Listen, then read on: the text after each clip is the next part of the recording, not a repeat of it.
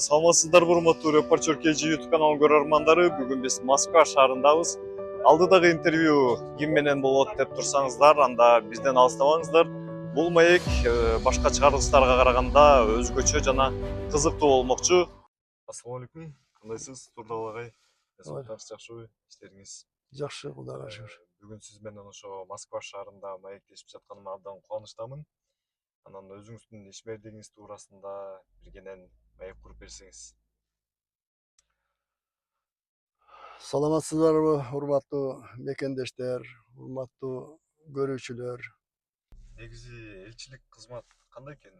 Өзүңүз ошо 7 жыл Екатеринбургда иштептирсиз. Эми мындай да, элчилик кызмат, ошо айрыкча консулдук кызмат Канчалык деңгээлде жоопкерчиликтүү? өтө чет мамлекетке, мындайча айтканда, чет мамлекеттеги жашаган жарандардын кызыкчылыгын, укугун коргогон эң негизги ушу баш консулдук. Консульский отдел, посольстводогу консульский отдел, анан жерлерде азыр баш консулдук көбөйүп кетти. Анда бир эле Екатеринбургда эле бар болчу, Россия Федерациясынын генеральный консульство да. Азыр мына Новосибирскийде генеральный консульство болду, Екатеринбургда, Питерде, Татарстанда 4 генеральный консульство бар Россиядачы. Туура эле кылды. Себеби чет мамлекетте эл көбөйгөндөн кийин бир эле посольстводо 20-30 адам жетишпейт да. Ошондуктан баягы жерлерди ачып, биздин мамлекет жетекчилерине ыраазычылык билдириш керек, ошо четте жашап аткан мекендештерибиз. Себеби бул дагы эң негизги кам көрүүнүн башаты десек болот да. Себеби эл көп болгондон кийин көйгөй дагы көбөйөт да. Проблема да көбөйөт. Себеби документин жоготкондор болот, уурдатып берилген болот, толтура да. Баш консульство менен консулдук бөлүм посольстводогу. Аларга кайрылганда чечилбеген маселе болушу мүмкүн эмес да. Ушу документ маселеси боюнча да. Мисалы үчүн консульстводо паспортун айтайлык мөөнөтү өтүп кетсе, ошол кезде узартып бере алат элек, азыр эми алмаштырып атат. Паспорттун маселелерин чече алат. Туулгандыгы тууралуу күбөлүк маселесин чече алат. Кыскасы, документке легализация кылып бере алат бардык документтерин. Мисалы үчүн доверенность бере алат. Бардык документке тиешелүү болгон нерсенин бардыгын чет мамлекетте консулдар жасай алат. Ана консулдарга ошо министерство юстициянын ишин аткарылат, адвокатский конторанын ишин аткарылат, укугун коргоо үчүн сотко, тиги түрмөлөргө, СИЗО, ИВСтерге кирип биздин жарандардын баягы эмне болду эле, бир тараптуу мисалы үчүн бийлик күнөөлөп коюшу мүмкүн да. Кирип туруп именно биздин жарандан болгон нерсени түшүнүгүн алып, түшүнүк каттарды алып, эмне болду эле деп ошондон баягы мындайча айтканда укугу каерден бузулуп аткандыгын алып, анан сотторго катышып, ошолордун укугун коргоого укугу бар да. Бул баягы международный законодательстволордо дагы консулдун акысы бар. Жумуш өтө жоопкерчилик чоң. Биз ошол айтып атабыз го, түндөсү түшүп калат да. Түндөсү түнкү саат 3-2де түшүп калган жарандарыбыз, биз мындай айтайлык кабар келсе, биздин консульстволор ошол болуп аткан жерге чыгып барып, биздин жаран менен жолугуп, болгон нерселердин бардыгын алып, түшүнүк каттарын алып, анан кийин биздин тышкы иштер министрлиги аркылуу мамлекеттик деңгээлде керек болсо укугун коргоого консулдардын мындай заслугасы чоң да, жардамы чоң. Чындыгында акыркы моментте биздин мекендештер, Россия Федерациясына келип иштеп аткан мекендештерге жумуш баштакыдай эле жакшы, бар жокто жумуш бар, иштесе болот. Единственный күн сайын жаңы миграция боюнча мыйзамдар чыгып, Эми ар бир мамлекет өзүнүн мамлекетинде тартип орнотууга аракет кылат да. Ошонун негизинде мигранттарга оорураак шарт жаралып атат да баягы баштакыга караганда.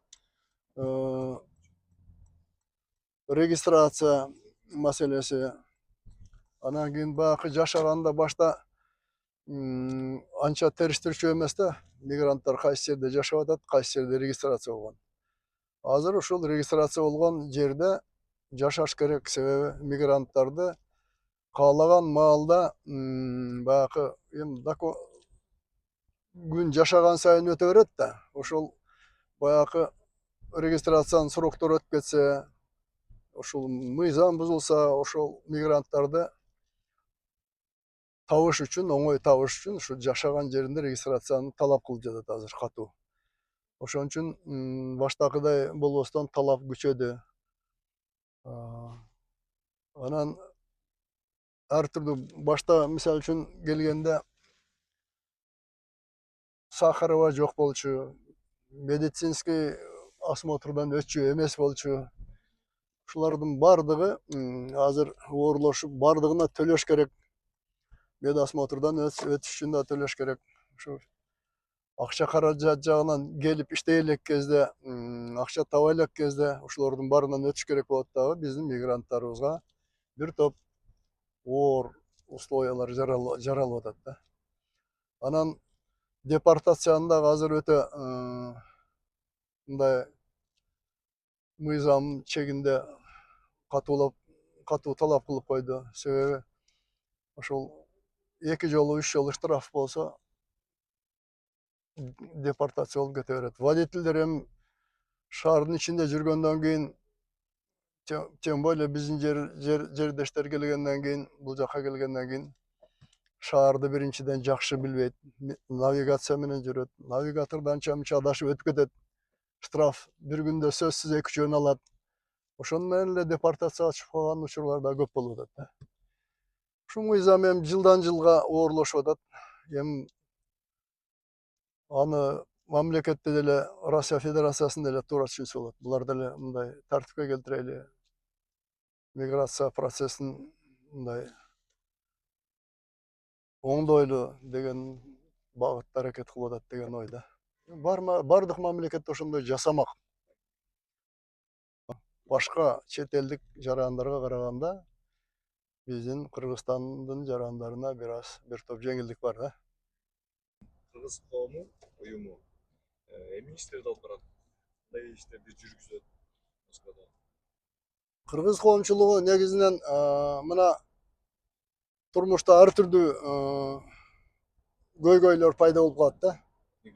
Мигранттардын ар түрдүү документтер боюнча көйгөйлүү, эми бардыгы эле түшүнө бербейт да.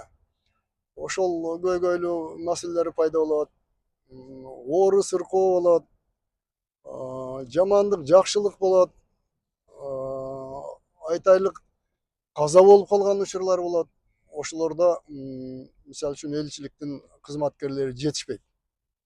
Коомчулуктун ушул активисттери баягы мисалы үчүн бир эле грузду эстен ала турган болсо, анын документтерин даярдаганы бир адам чуркаш керек болот. Аны свидетельство о смерти алганга чейин моргторго барыш керек, опознание кылыш керек, тууган уругун табыш керек. Ушундай көйгөйлүү маселелер көп да. Ошолорду именно мына азыр уюшулган коомчулуктар жардам берет да, активисттер жардам берет. Ушул сыяктуу көп маселелер боюнча коомчулукка кайрылышат. Коомчулук ушу элчилик менен бирдикте бардык документтерин даярдап келгенден кийин ошол кете турган тууган уругунун да документтери туура эмес болуп калышы мүмкүн да. Аларга свидетельство возвращения на родину деп алыш керек. Кыскасы документтердин баарын даярдаганга коомчулуктун активисттеринин жардамы чоң да.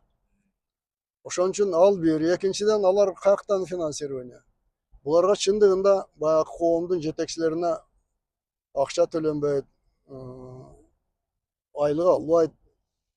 Нактай булар өздөрүнүн мындай жанынан чыгарып расход кылышат да. Ошону биз күчтүү коомчулукту күчтүү болуш үчүн каражат болуш керек да.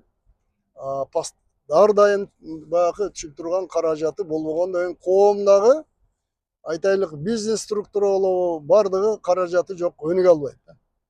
Мына биз Москвада көрүп атпайбызбы? Башка коомчулуктар бар. Армян элинин ушундай коомчулугу бар. Еврей элинин коомчулуктары бар. Алардын каражаттары көп да. Келген жердештери, мисалы үчүн Москвага же Россияга жаңыдан келген учурда ишке жайгашпайт, шаарды билбейт, ошолорду ишке жайгаштырат. Ошол коомчулукта күчтүү, мына армяндардыкын көрүп атпайбызбы? Келген армяндарга батирлерди, квартираларды сатып алып берип атат. Иштеп туруп кутуласын деп туруп шарт жаратып берип атат. Ошондой жардам бериш үчүн коомчулуктун каражаты болуш керек да. Кыргызстандан келип жаңы келген адамды ишке жайгаштырууга жардам беришибиз мүмкүн. Ошол эле айтайлык жашаганга жер таппай адамдар жүргөн жарандарыбызга, жердештерибизге квартира алып беришибиз мүмкүн. Ошон үчүн коомду өнүктүрүш керек да. Ошол максатта биз бир бололу деп кыргыз элибиз, ошол жерге келип иштеп аткан мекендештерибиз дагы туура түшүндү дагы, коом биригели деген чечим кабыл алышып, азыр бүгүнкү күндө кыргыз коомчулугу бир болуп биригишти да. Дагы бир эсте каларлык нерселер, биздин ошол Таганский ряд деген базарыбыз бар эмес беле? Ошо базардагы контейнерлердин бардыгы 7 километров. төлөшөт экен да. Дань төлөшөт экен бандиттерге. Ар бир контейнердин өзүнүн состояниясына жараша төлөшөт экен. Анан ал дагы мага кабар жетти да, ушундай бир группировка бар дейт. Ошолор ай сайын ар бир контейнерден акча алат. Төлөбөгөндөрдүн бардыгын Токойго апарып токмоктойт экен, подвалдарга алып келип алып уруп эзет экен. Кыскасы алат экен да. Анан ошолордун жетекчилерин чакырып туруп, аларды да ордуна койдум. Эгерде бир кыргыздан ушу дань алат экенсиңер, анда силерди талкалайм. Эскерттим бир-эки жолу. Кийин нактай талкаладым, жоготтум да. Камера контроля Азыр перекрестка. мына Екатеринбургда ошол Таганский ряддагы контейнерлер бирөө ни красным, ни черным бир тиын төлөбөйт. Ушундай кылып Впереди камера на полосу. ал мезгилдери ушундай аябай условиялар өтө оор болуп калган экен да. Биздин жарандарыбыз милицияны көргөндө дагы, формачандарды көргөндө дагы качып тозот. Алар дагы коркутуп документтерин алып, кээ бирлеринин ордунан жыртып ирген учурлар болгон, паспорттарынчы. Ошолордун бардыгын жоопко тартып отуруп, тартипке келтирдик да. Ошон үчүн азыр мына Екатеринбургка азырга чейин барсам күтүп алышып, кеңеш сурап, кандай кылсак болот деп азырга чейин сурашат. Впереди Мен камера на ошол полосу. Араван районунда окууну бүткөндөн кийин 2 жыл Араван районуна мага направление менен ишке жөнөткөн да. Ошол жакта 13 жыл иштегенмин. Анан мен генеральный консул болуп иштеп жүргөндө ошол жакта иштеген, мен мындай үстүртөн тааныйт элем. Ошол Екатеринбургка келип кайра Москвага келип кайра немеге кетип бараткан экен иштеп. Кыргызстанга. Анан границада Петуховада аялы 2 баласы менен границадан өткөн, өзү бир баласы менен границадан өтө албай, документтери туура эмес болуп калып калган. Бир семья 2 жакта калып калган. Анан эмне кылышым керек деп баягы ошол жердеги пограничниктерден сураса, барып генеральный консульстводан балаңдын өзүңүн документтериңди баягы срогу бүтүп кетиптир, паспортуңардын деп анан жөнөткөн экен. Келип анан Впереди камера на полосу. мен айттым, Впереди камера на разметку.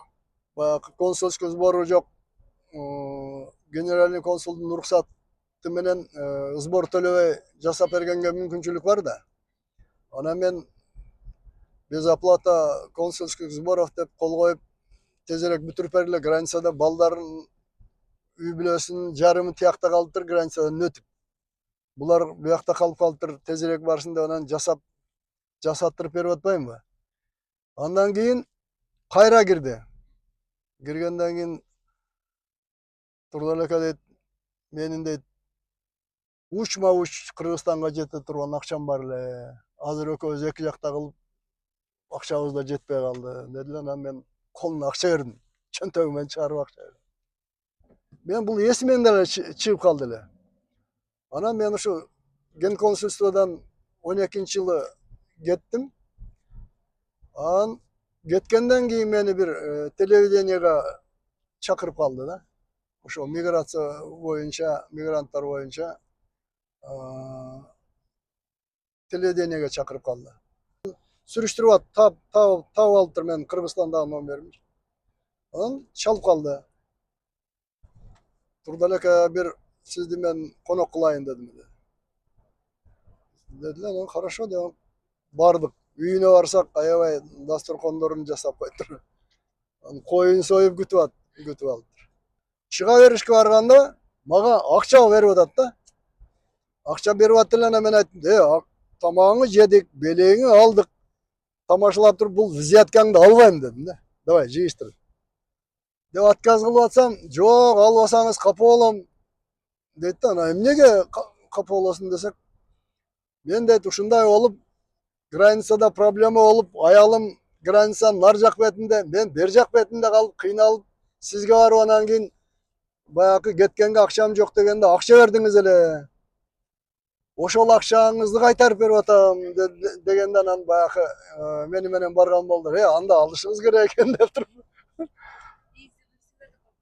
ыраазычылыгын айтып, ошол мен берген акчаны мен унутуп деле калган болчумун. Анан акчаны кайтарып берип, ыраазычылыгын билдиргени чакырган экен.